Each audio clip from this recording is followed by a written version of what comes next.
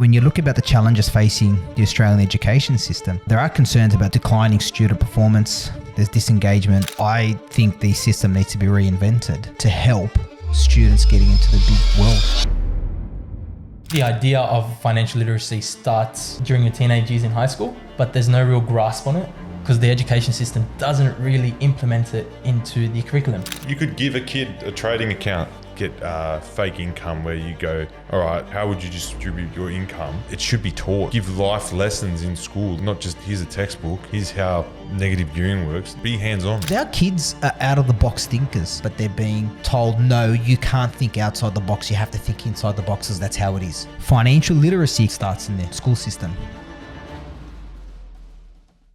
Hello and welcome to another episode from Why to Wealth. I welcome Senior Broker Andrew Willis and Andrew Ghaname. Hello, hello. Gents, how are we? What's going on? Not much. It's been a while since we've seen you on an episode. Thanks for joining us. No worries, mate. Today, a touchy topic for me, not too sure about you guys, but financial literacy. So I just want to touch on financial literacy is the understanding and application of financial skills to make informed financial decisions. It involves comprehending financial concepts and principles like compound interest and debt management, and using that knowledge to budget, invest, and save. Financial literacy can help people achieve financial stability and avoid poor financial decisions. It can also help people grow their money for short and long-term goals and prepare for retirement. Now, on that basis, at what point did you guys start to understand the concept of financial literacy? Probably when I bought a house. So it wasn't at school? No. Well, long and behold, it wasn't at school. I'd honestly have to say, like, working in the industry. It wasn't at school? Definitely not. So, I mean, without bagging things in life, I believe it starts from a young age in your teens at school, but none of it is at school. Do you agree, disagree? Yeah, probably when you get a job, I guess, like start seeing how money works. In the sense you got to pay tax, you got to, you might go get a phone, so you got to pay a phone plan. So you got more responsibility, I guess, rather than getting $10 a week pocket money. Yeah, so it's interesting you say it. When you get a job. So the legal age to work now is 14 and 8 months. Is that still the legal age? So you couldn't tell. Yeah, call it 15. But it's you're at school. For majority of the people who do go to work, they're at school, right? So you're trying to juggle some form of a part-time job and schooling, and there's a lot of pressure from schools these days. Although, when you look about the challenges facing the Australian education system, there are concerns about declining student performance. There's disengagement and the needs of vulnerable students, whatever that states. However, I think the system needs to be reinvented to help students getting into the big world. I think so too, to be honest. I think the idea of financial literacy starts during your teenage years in high school, but there's no real grasp on it because the education system doesn't really implement it into the curriculum. No. So they have commerce and business, but how many commerce and business teachers actually have owned their own business? Have owned or run their own business? Some do. I was speaking to somebody not so long ago and I raised that question. I said, I have to argue that point because our commerce teacher, I believe, or business teacher, ran their own business and understood it and tried to implement some of what he learned. But there's certain books to go off that you can't go off course, like off course, that is. A book's not going to tell you when an equipment's going to break down or, someone doesn't pay an invoice and an invoice is due or overdue 4 weeks. A book ain't going to tell you that. Neither is a book going to give you detention if you can't get it right in the real world out there.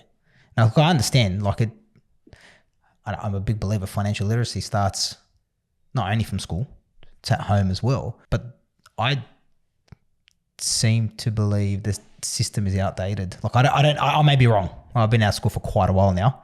And when you were out of school, you weren't even out of school.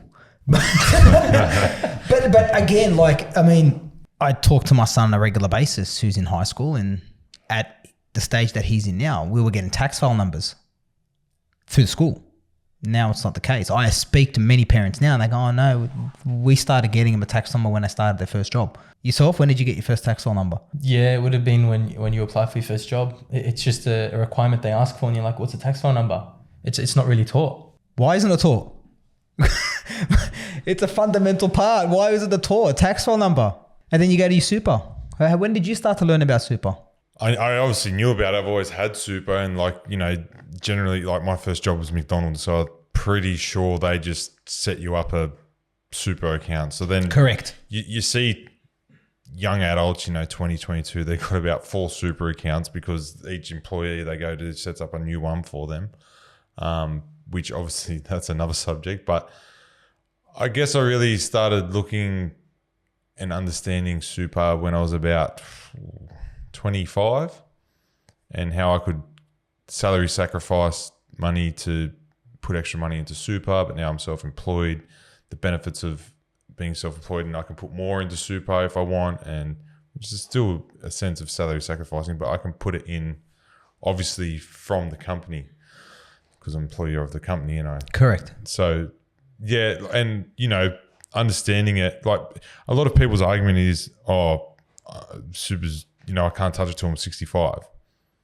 Yeah, I get it, but it's a forced savings because you can't touch that money, and there's benefits for it, like 10% tax as opposed to 25% tax, like for company profits and things like that. So understanding how it works and the benefits of it is a big thing, I think. But 25, so you started work prior to being 18? Yeah, I think I was 15. 15, okay. So you didn't understand what super was. So you probably at that point, 25, had multiple super accounts, and you decide, you can roll it into one. How do I do it? And you get the rollover forms. Yeah, so I was working at a meat factory, and I think I had 3 super accounts, and luckily the admin there was, pretty good, family-run business and stuff. She goes, look, you got 3 super accounts, you're paying multiple fees and on insurances and yeah, so that's forth. right. So she got me the form, filled the form out, rolled it into one. I was about 21 at this point, but I had no idea. It was just lucky she was switched on, and she goes, look, do this, and she rolled it all into one, and ever since then I've only had one. So in this instance, you would have thought that family would have been there to support that journey, which is fine. But again, our kids are in school for 8 hours a day or 7 hours a day. But you say family, but they may not understand it. I've got a lot of clients that don't care about super, don't understand super. Because they believe they're never going to see super. That's correct. So they go, why do I want to put in super now? And super is just one of the examples. Why do I want to put in super now and I can't touch it? Whereas somebody like yourself is going, well, great, if I put in super now, it means it's a form of savings that I can't touch until I need it. Compound interest, that $5,000 you put in extra that year could be $100,000 by the time you retire. But again, I don't know the actual calculations on it, but I'm just throwing a number out there. But this kind of stuff is not expected to be taught at school. I understand that. Like, I get it. But you learn the basic fundamentals, which I give a lot of credit, right? But why? This stuff's never touched upon. Like, why? Like, I don't understand why. And please, somebody out there can explain to me why. But it's not touched on. Like, it's not of importance. And I was having a conversation with somebody today, and I've gone, great, you get 3 months of year 11 and 3 months of year 12. And then you go, do your exams and you're out in a big world. And a lot of people that I speak to, when they're in the uni, majority of them in the uni, they go through breakdowns. They thought what they wanted. Then when they got out there, it's not what they wanted. Well, I don't know what the percentage is, but I'm pretty sure it's pretty high that what you actually get your degree in, you don't get a job in that field. Like, if you're a statistics are beyond us, but yeah. So it's interesting. I mean, did you know what you wanted when you left school? Like, did you have any idea? Like, did you go, I want to be a police officer and ended up in brokering? I wouldn't say that's the case. Like, you leave school with quite a good notion of what you're going to get into, but I don't think it sticks.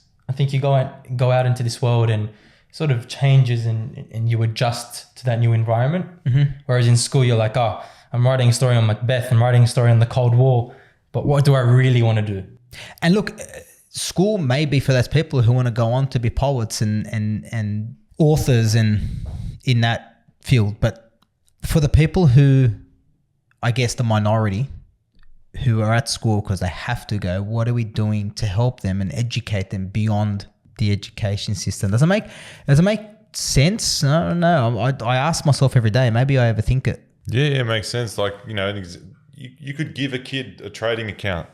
Every kid at school gets it, like obviously not real money, but they set up a trading account. They can trade shares or get fake income where you go, all right, how would you distribute your income? Even as a PYG, you can salary sacrifice. There's not a lot you can do, but you can salary sacrifice and then show the savings in tax and all that sort of stuff. Like none of that was ever taught.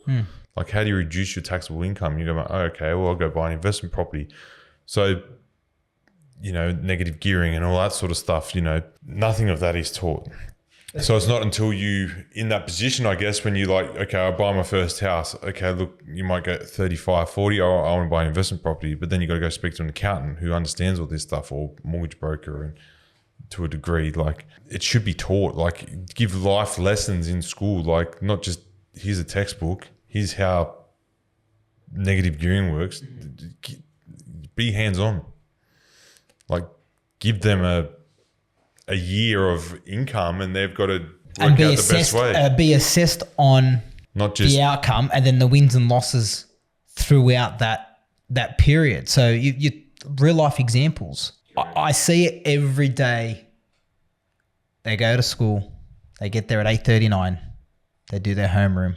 They go through their periods of English, maths, or whatever it may be. And then they leave school and they're just so exhausted and drained. How was the day today? And they go, oh, yeah, it was all right. And you just see the energy zapped from them. And I understand why it's there and it's great, but a few things potentially need to be tweaked. Sorry, you were going to say something? Yeah, I just feel like it's more of a task, something we got to do because, it's just how the systems is built. It's how the system is built. I mean, when's the last time you guys tried to find X? Or the square root of 9. We've never used it. You confused me at X. I thought you were talking about what's the platform? Twitter. But it's true, and it's not maths is required for certain things. But I know people who are absolutely poor at maths. They say it themselves, but they're absolutely amazing carpenters. And there's people on your social media who go, 1 + 1 = window, hence why I failed school, but I can read this plan of a house and I've got to knock up the carpentry work for it. And it's amazing when you really think about it, right? I know of a couple of people who have left school prior to the 15, and look, there's a lot of loopholes to get through to do that.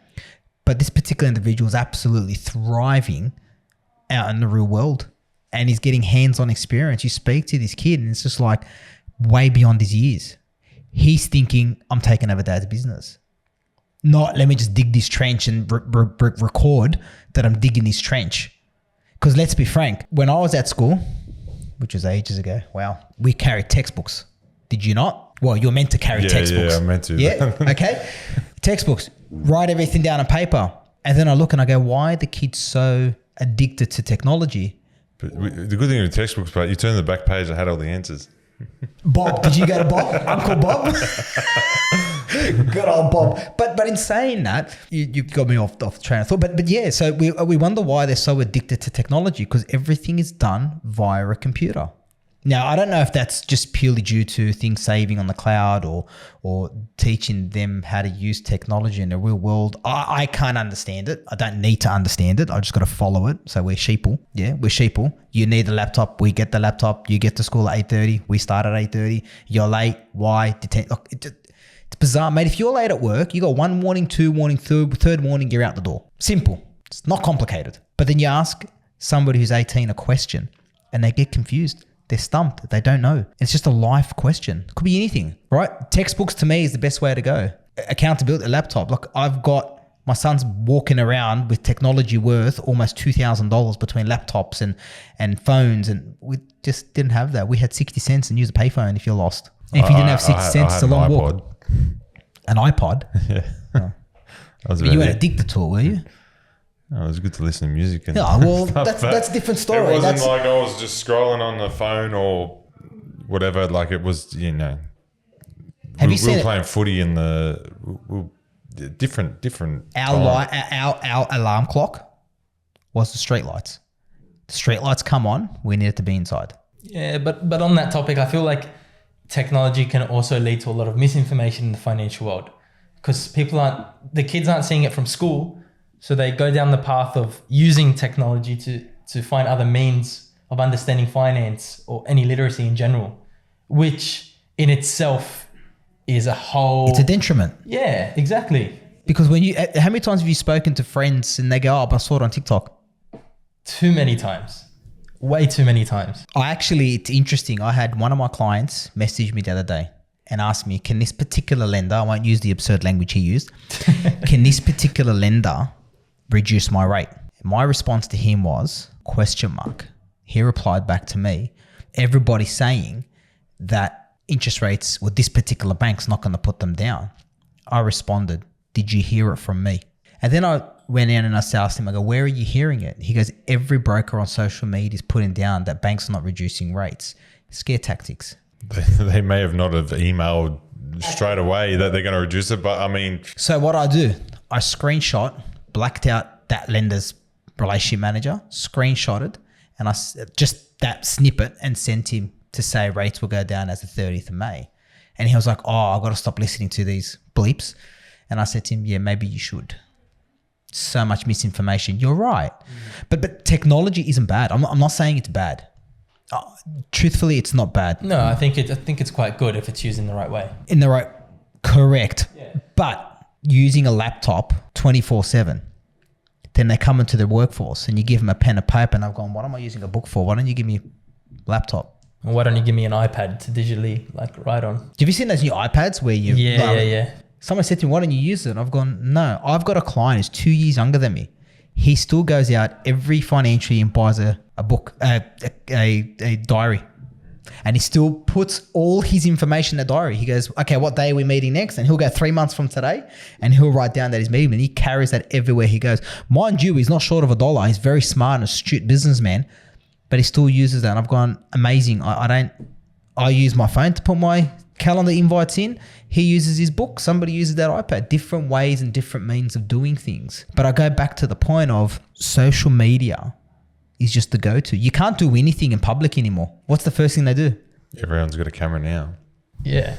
You can't do anything. Like that gentleman that plays for the Broncos punched his mate in the head. Camera was out. Off topic, I understand. But what is generally happening out there where people are are being educated? I just believe it starts in the school system.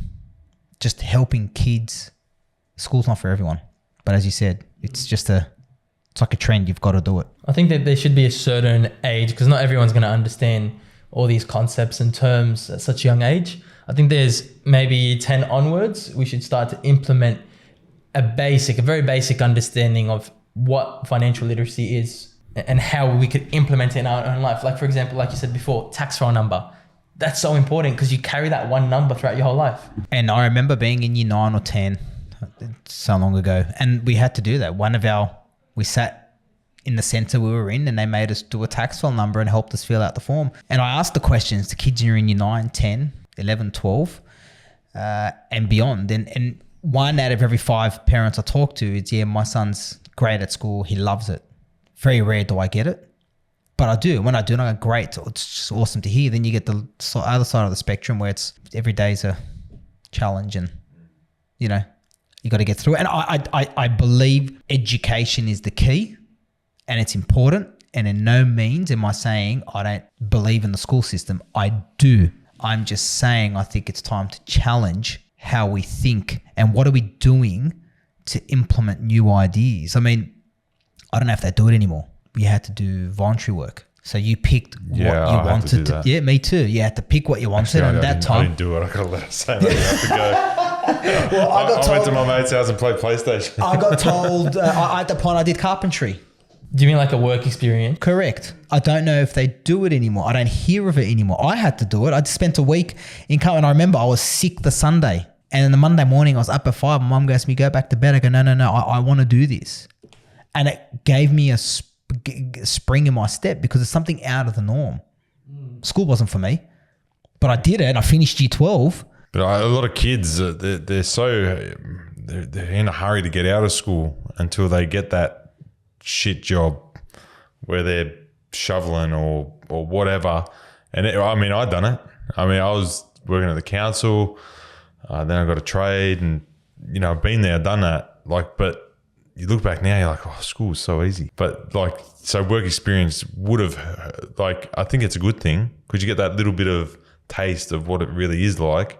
But I say to my son now, okay, you come home from school. He goes, yeah, okay, if you're exhausted, what do you do? He goes, I have a nap. I go, beautiful. I love it. Have your nap. Enjoy it. Have an extra 15 minutes for me. And he goes, why do you say that? And I go, because I don't have that luxury. School gives you that luxury, right? Which they do give extra curriculum and homework, but the kids these days smash it out in class and they rush it. I don't like that. That's an accountability on the kids' end, not the school's end. Well, I guess the answers are so accessible through technology. They don't have to read a 50-page book to find that one answer. And I'm not here to bag out AI, but you're right. AI has read the book and there it is. Giving you the answer. But they do. They say to the kids, revision. And it's always drumming it into their heads. And he's like, nah, I've done enough. And that's their theory. I've done enough at school. What more do you want me to do? And that's where you talk around the ground. That's what the feedback is. I'm going, in business, you got option A, plan A. That's to execute. Plan B is plan A, to execute. And the question's asked, well, what's plan C, D, E, F, G? I go, mate, all the way to Z, it's to execute because it's not school. If I don't pay a bill, I don't pay, for example, the mortgage, a car payment, I lose it. I don't get a detention, I lose it. And I like your idea of have a share trading account where it's currency, whereby they're assessed on the notion of you made $1, great. If you didn't make $1, what were your learns?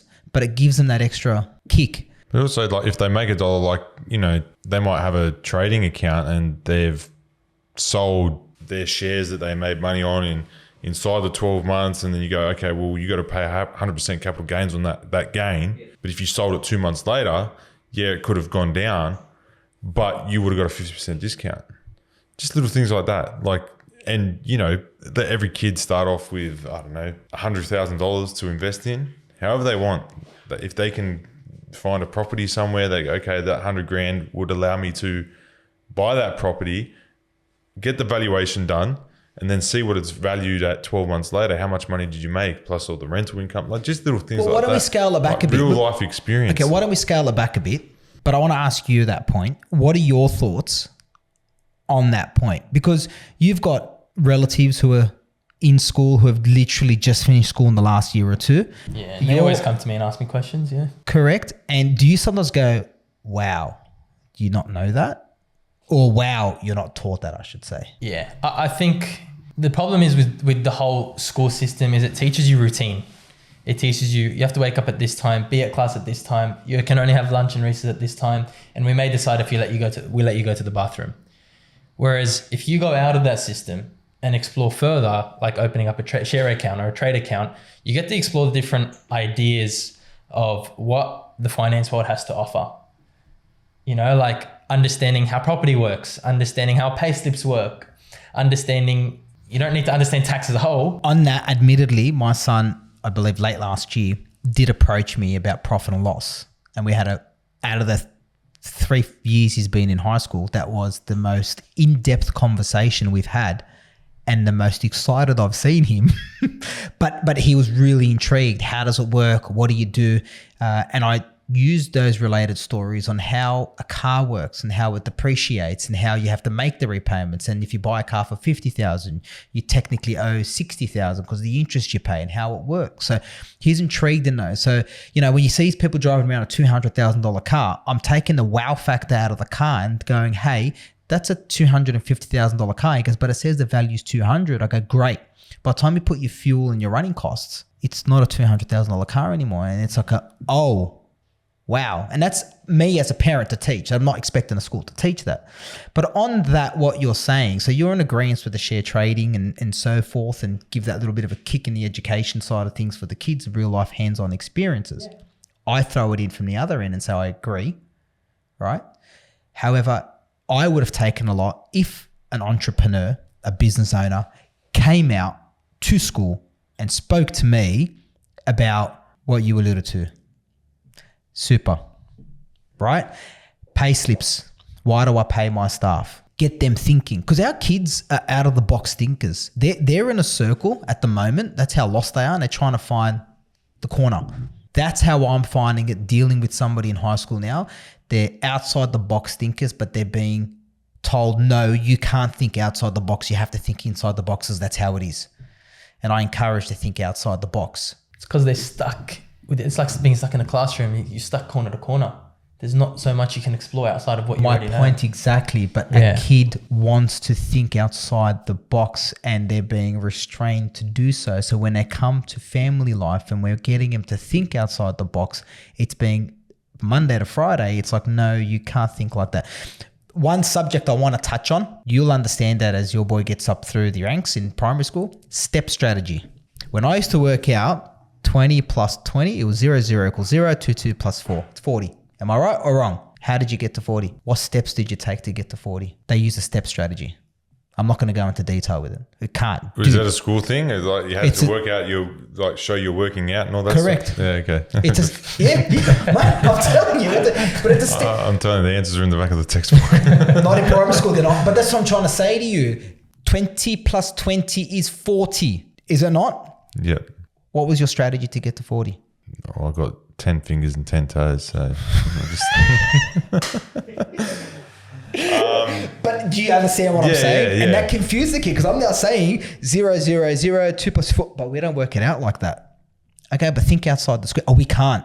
School doesn't want us to. You got this phone, you just go calculator, bang, like it's that too. So I've seen a couple of things on TikTok. Like I watch them, like they do math. Like they work out, they show you how to work out percentages, and like if you do this and do this, you can work out the. Like don't get me wrong, I still no idea how to do it. But you can't use that at school. But you can, because they write it all on paper, and it gives you it shows you the working out, and they show you how to get that percentage. You'll understand the step strategy, and you'll come back to this episode, and you'll go to me. Now I know what you mean. Yeah, I mean I'm no good at it, but I still need a calculator. I love the education system from the perspective whereby you are right. It's routine because that's what work is. I find very rare do I find a 17-year-old coming out of school going, I don't need to work. I'm getting paid $2,000 a week to sit at home. Bzz, not going to happen. Do they need to work? I'm just saying that by having an entrepreneur, solopreneur, whatever you want to call it, a business owner come and talk about the real life that he goes through or they go through, she goes through, and discusses what the importance of schooling is and how it can help. It may encourage those border. It's like a swinging voter. One day it's Labor, the next term it's Liberal, right? Because the swinging voters do one or two things. They read into the policies or they just go whoever's the better looking prime minister to be at the time. You've got those borderline students who are going, school's not for me. But I just believe that having that little bit of a kicker for them by having what you said, the share trading side of things, or having a guest come in and talk about business, could be an ex-student. I know they don't have any of that from what I've witnessed in the last 3-4 plus years. Yeah, like, you could have a whole year and it could be competition, see which kid makes the most money, like net profit. Like, and that's not in the company, that's just, you're going to earn $80,000 this year. This is how much after-tax income you're going to get. Here's $100,000 to start off. You could get a financial advisor, a tax agent, a mortgage broker in there at the start of everything and explain what they can do to help them. And the kid makes their own decisions. And, at the end of the year, I think that's an amazing thought. You go, okay, well, you've made $20,000 this year on top of your income. Like, so obviously you're going to have to break it down. Like, you're going to have to pay rent out of that. You're going to have to do all this, but like, whereas look, I guess they do go over a profit and loss, but not as detailed as you're saying. You're right. You're right, but not as detailed as what you're saying. Yeah, like, because the accountant, like, if you're going to do it business side, they should do a real live business. Like, okay, this business on the surface looks great. They're killing it. They got a $200,000 car in the driveway. They got all this, and this. But when you break it down, they made a $40,000 loss. How do they get to that and how could they have avoided that? Yeah. In simple terms, and like, that is Get an accountant in there to break it all down. I had to learn the hard way when I first got into the industry. It was, mate, you're paying yourself $100,000, but your company's running a $30,000 loss. Simple maths. Pay yourself $30,000 less, run zero. Don't make a profit. Oh, I'm trying to avoid tax. Yeah, but it doesn't really. These are years ago, obviously. Yeah, tax is not a bad thing. Yeah. I just truly believe, in conclusion, I truly believe there are going to be some great business owners coming out of school. But it's the ones who try and think outside the square and get restrained are the ones that are going to be successful because they're willing to challenge the status quo. For the ones who go, yes, sir, no, sir, which is nothing wrong with that. This is how school wants it. This is how we do it. They're the ones that are going to be your doctors, your solicitors, because they're routine. They abide. And there's nothing wrong with that. Look, again, there's nothing wrong with that. I guess this generation, if you're willing to get out and have a go and you're happy to do them 12-hour days and slug away in that, you're probably going to make good money, be successful. But there's no point earning $150,000 a year if you're just going to piss it up against the wall. I learnt my lessons through my losses and with my wins, but I grew more with my losses, things that school never taught me, right? It's interesting. You can't drink alcohol until you're 18, but you can drive a car when you're 17, right? But think about it. You can't drink alcohol till you're 18, but you can drive a car when you're 17. There's so many things we can go on about here, honestly, but we'll end up going in circles because you're looking at me going, I've got a great argument for that, but it's all right. In the interest of time. One's a human body, one's a motor vehicle. Like, I understand responsibilities, I guess, what I'm trying to get at. Yeah. That's what, so there could be some 17-year-olds who can handle their drink, which I don't condone drinking well, at in all. America, it's 21.